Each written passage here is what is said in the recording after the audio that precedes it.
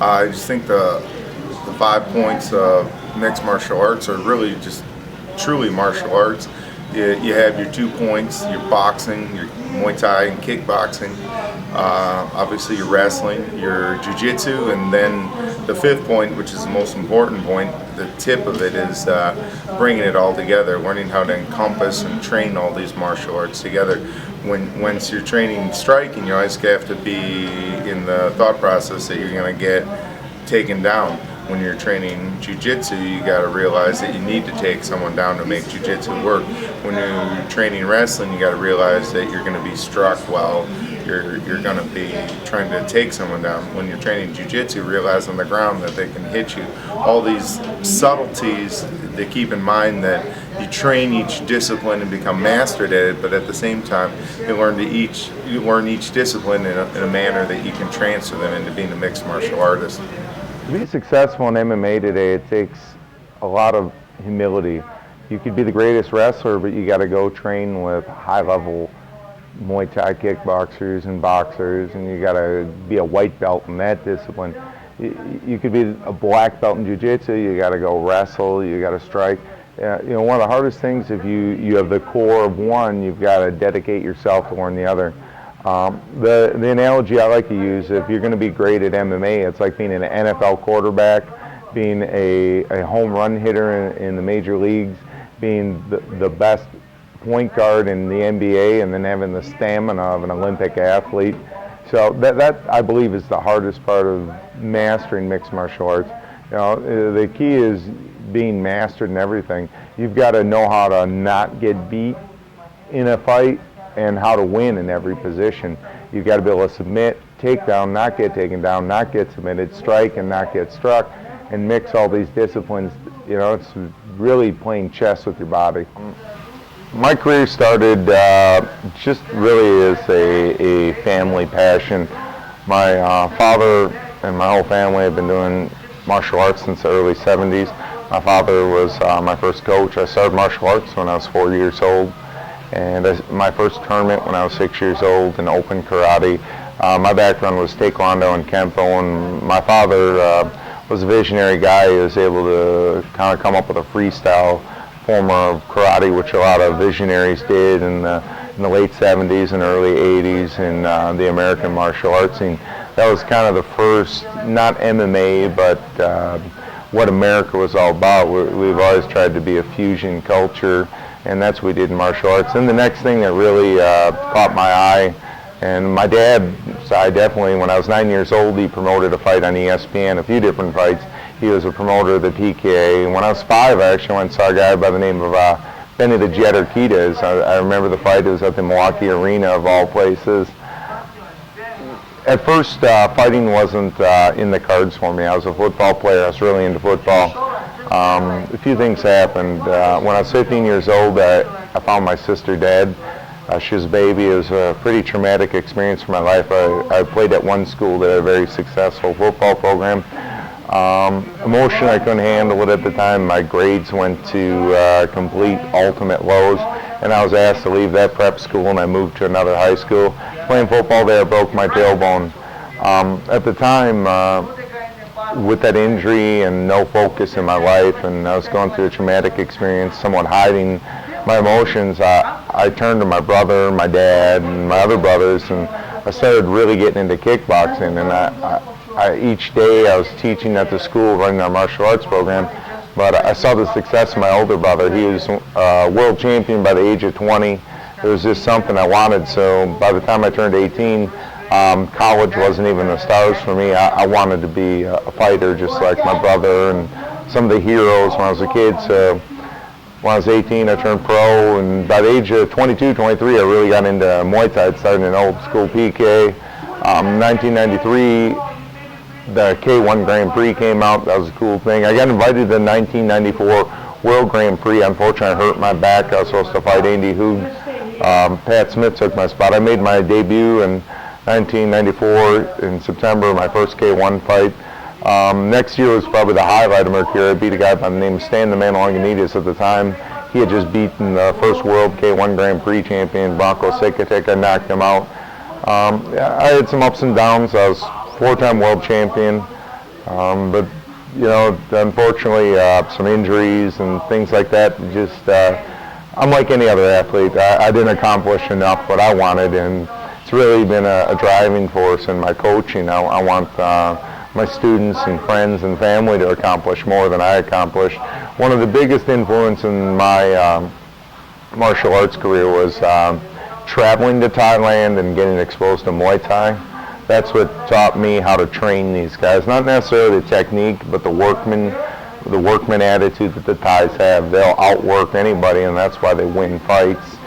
We're blessed to be ranked one of the top gyms. I believe last year in the U.S. It's a great honor. The hard thing about any honor or any accolade, or even when I was a champion, is unfortunately you're only as good as your last movie. So, excuse me, it ups your pressure. You got to get better each year. I think a lot of people are attracted to the style of fighters that we have at this gym. They're good at jiu-jitsu, they're good at wrestling, but people want that magic spark of the striking. There's just something about knocking someone out with a combination, kicking someone off the cage, kicking someone in the head like Alan Belcher, jumping off the cage, punching someone,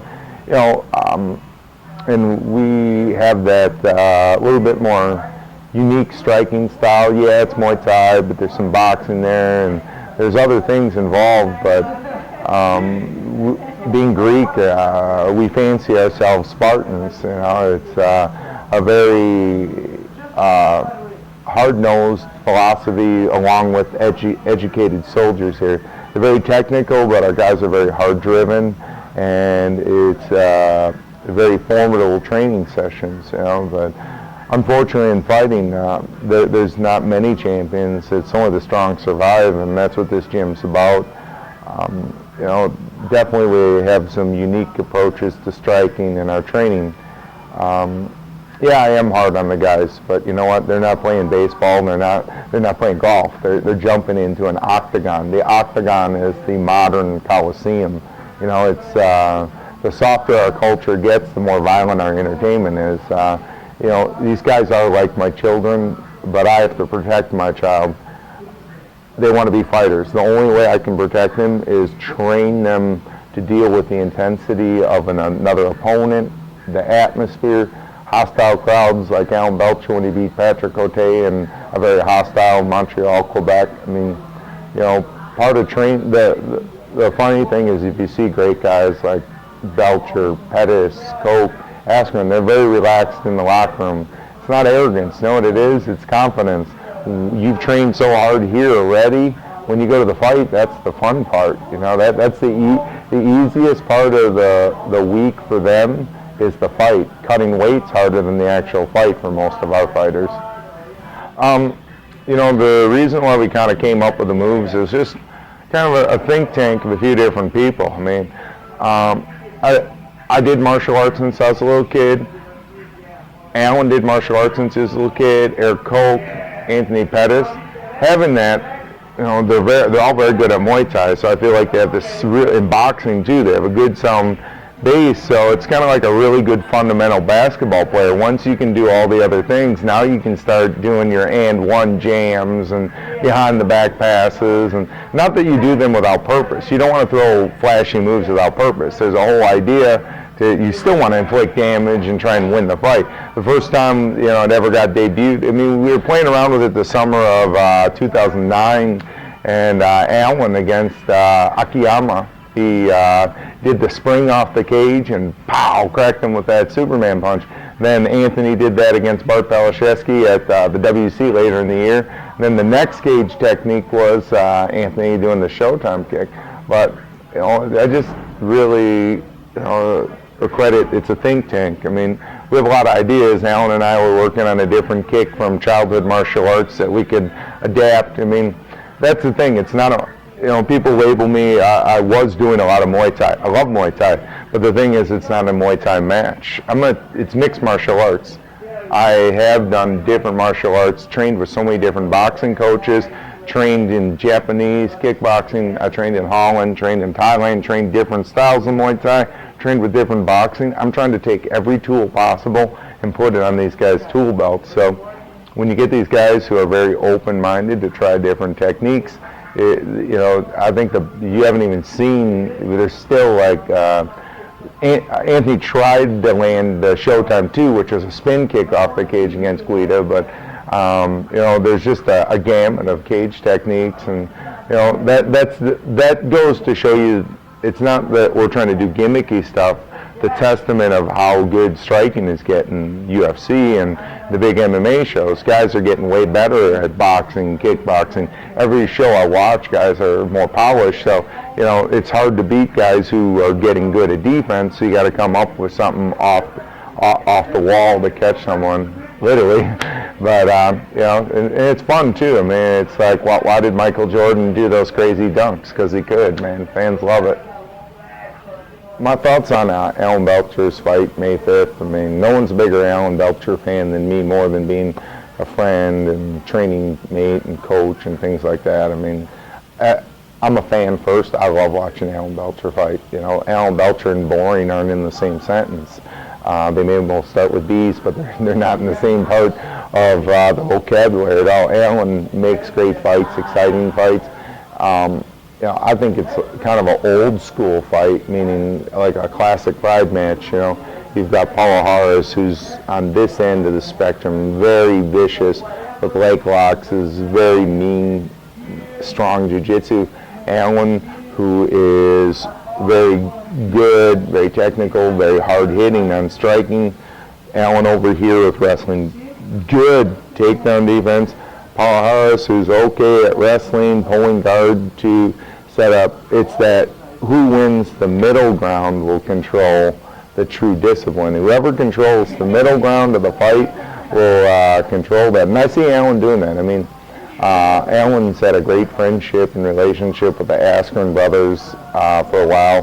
Ben's here in camp with us, and we had some, two good collegiate wrestlers in here last night wrestling. I mean, day in, day out, and again, no one's a bigger supporter of Alan Belcher than me. I believe Alan Belcher is going to wear the UFC title someday, and if he's going to do that, he's going to beat Paula Harris. To our new student, our middle-aged person who loves doing white-collar boxing, to our student who wants to become an MMA athlete, or someone who wants to pursue martial arts, everybody's on the same platform here. We're all together as a team. I love it. I enjoy the equality. Everyone is all on the same level. No one's aloof. It's a special environment. That's my favorite thing about it, is the community. We have a lobby. We watch all the fights. May 5th, this place is going to be packed to watch Alan and the Pans or Pascal Kraus do their business.